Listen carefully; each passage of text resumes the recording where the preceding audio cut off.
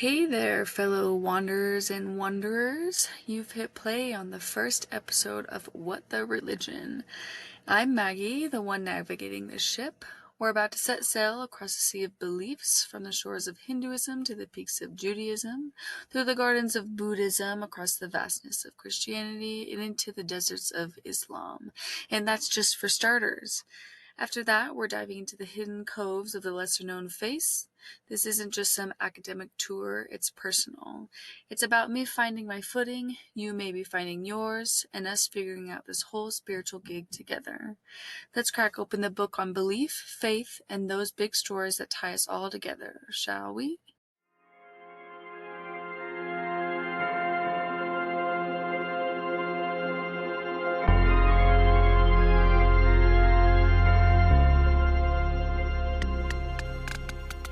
Alright, let's break it down.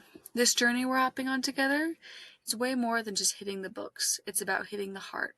We're going to slice and dice each faith into bite-sized pieces, covering all the must-knowns, from where they begin to how they're built, right down to the beliefs that keep their hearts beating.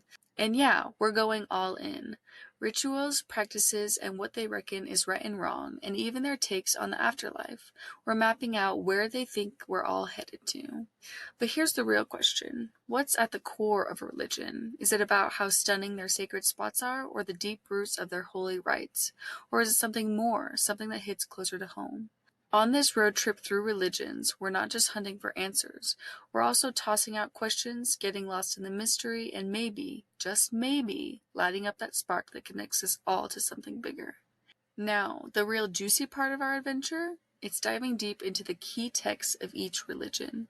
Think of them not just as reads, but as real deal peeks into the souls of what we're exploring. They're like our spiritual GPS, guiding the chat and shedding light on the big and small of each belief system. I'm not going to read them out to you word for word, but they're going to be right there with us, theme by theme, teaching by teaching. So if you're feeling it, grab a copy of the text we'll be tackling and tag along at your own pace. I'll give you the heads up on what bits we'll dig into for the next show, so you can roll up with your own ideas, puzzles, and light bulb moments. It's a killer chance for us all to really connect with these old school teachings and maybe shake up our own worldviews a bit. But there's even more. This whole trip, it's about tying together our wildly different spiritual streams. I'm all ears for your stories, your stumpers, your soul-searching moments. I'll pop a Google form in the show notes for you to share your saga. And those bonus episodes? That's where you could jump in and chat with me right here. If you got a tale to tell, let's hear it. I'm all about getting real with you guys, sharing the space, and learning from a lot of you. So what do you say? Ready to dive in and dish out on all the divine? Let's kick this quest off together and see where it takes us. Adventure, insights, maybe a few surprises, it's all on the table, and I couldn't be more stoked to have you along for the ride. So, why kick off this journey, you ask?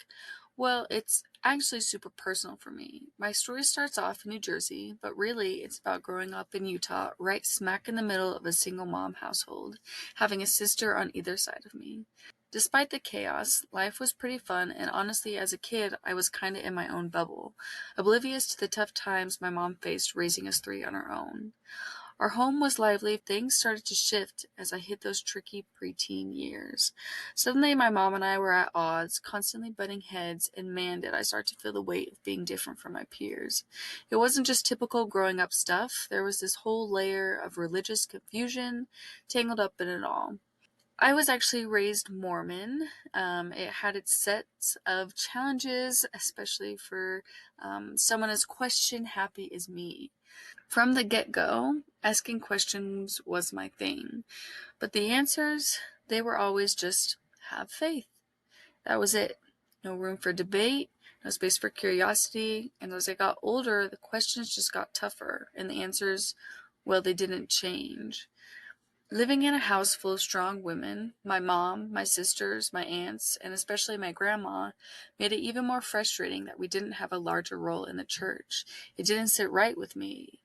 Here we were, a powerhouse of women making it work against odds, yet within our faith, our voices, our strengths seemed to be on mute. I remember this feeling of isolation, not just at home, but within my community. It was like I was on this island no matter how loud I shouted. The mainland just wasn't listening.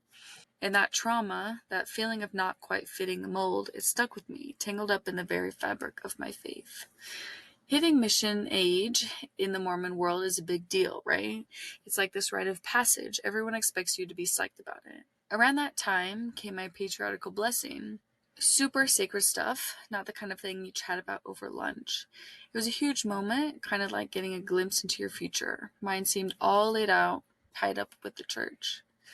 But here's the kicker. I was also trying to figure out me, my true self, especially when it came to who I loved. And let me tell you, falling for someone your faith doesn't exactly give a thumbs up to, it's pretty tough. Then there was this idea tossed at me by my mom and grandma, like some sort of lifeline. Why not just marry the church? As if dedicating myself to the church meant I had to give up on having a family of my own. This hit hard. How do you stick with a belief system that treasures the idea of family above all else, but tells you that your own kind of family doesn't count? That right there, that was the straw that broke the camel's back. I had to step away, which wasn't easy. It felt like I was tearing a part of me out, and for the longest time after, I was really bitter. I was bitter about religion in general. Over time, it was like I had made this armor to protect me from getting hurt again. But life has a funny way of offering you paths in the most unexpected of moments. There came a point, a special kind of journey, not one you pack a bag for, but definitely one that packs a punch in how you see the world. It was a trip, but not the kind you might think. It was more about exploring the inner landscapes, the kind that can sometimes show you more than the world than a plane ticket ever could. This journey cracked open a door I thought I had bolted shut. It was like stepping into a vast new universe of understanding and connection, without even leaving my own headspace. Suddenly, the bitterness began to fade, not into acceptance, but into a curiosity. A curiosity about the myriad ways we all try to make sense of this vast, confusing universe. It made me wonder if maybe, just maybe, there's room for something more. I realized then that spirituality, belief, faith is as diverse and as varied as the stars in the sky, and everyone's journey, including my own, is unique. It was about opening my heart again, not to go back to where I was, but to explore new possibilities of connection and understanding. This wasn't about finding all the answers. It was about learning to ask the questions in a new light, with a softer heart and an open mind. But hey, here we are, talking about all this, right? It's all part of the journey, and maybe, just maybe, it's leading to something bigger, something better. And trust me, there's a whole lot more to my spiritual roller coaster than I can squeeze into this intro. One of these days, I might just dedicate a whole segment to spill the beans on my saga. Yet a deep dive into the twists, turns, and loop-de-loops of my own faith journey. Stay tuned for that. It's gonna be a ride.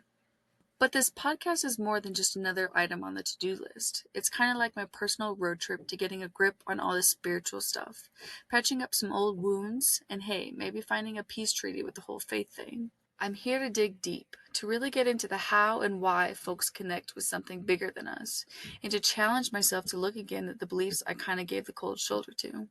Now, rolling right along from my personal whirlwind into the vast and vibrant world of Hinduism, our first stop on the spiritual awakening journey.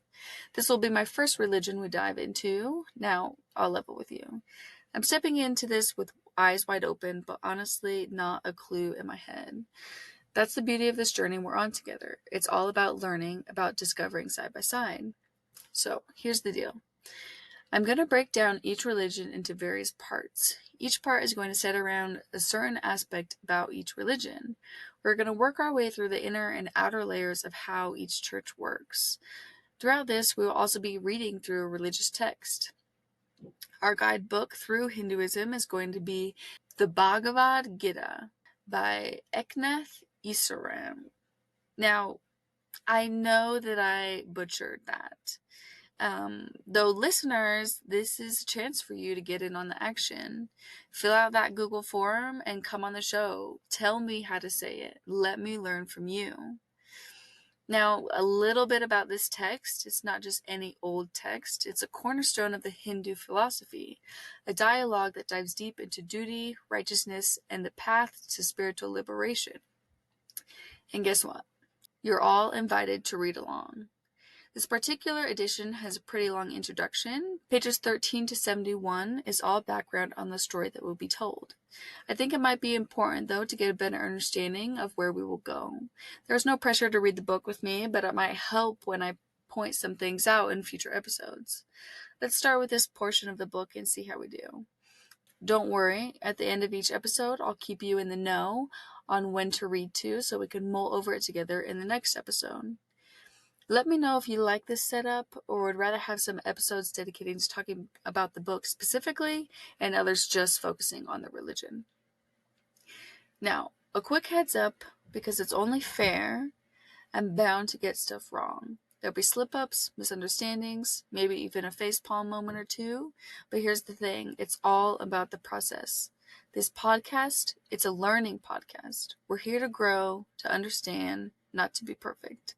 And because I'm all about getting the full picture, I'm on the lookout for guests who've got Hinduism down pat.